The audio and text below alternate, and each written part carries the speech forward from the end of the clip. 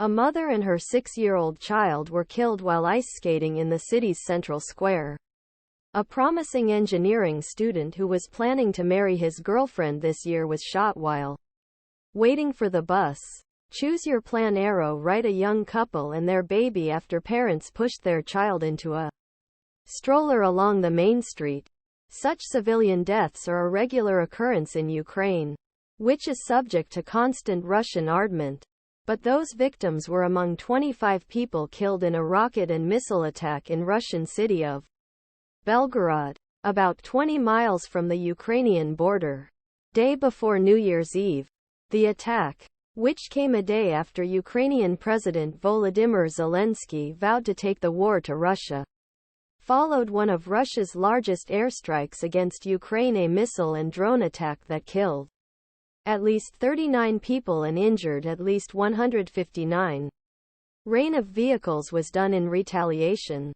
Zelensky said in a speech, "We will continue to strengthen our air defense and work to push the war back to where it came from, Russia." While many Ukrainian civilians lost their lives from Kharkiv in east to Lviv in west, Belgorod, only Russian city that is constantly attacked and where war directly felt every day. The attack on December 30 was Ukraine's first attack on Russian territory in which the number of civilian casualties reached double digits. 5 children were among those who that day. More than 100 people were injured, including an 8-month-old baby whose leg had to be amputated. President Vladimir Putin called attack a terrorist act. Russia's defense ministry vowed revenge for the indiscriminate attacks, and politicians and celebrities pledged donations to victims' families. Russian state television described this day as the darkest day for Belgorod. The message "Belgorod, we are with you" was displayed on city landmarks, football matches and other sporting events throughout the country.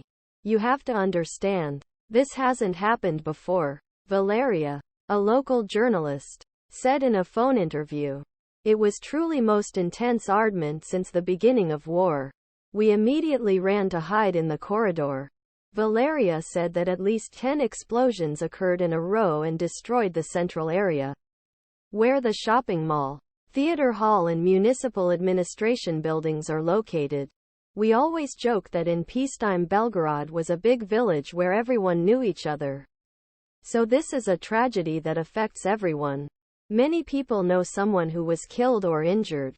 A 61-year-old sports coach from Belgorod, who spoke on condition of anonymity for security reasons, said he was at home when the ground shook and heard what sounded like a very loud fireworks display. A few seconds later, the work chat group sprang into action, with colleagues asking for help, calling an ambulance and expressing shock at so many dead and injured. "Ukraine is now targeting the town every day," Koch said. "Sometimes fragments of missiles hit the sea.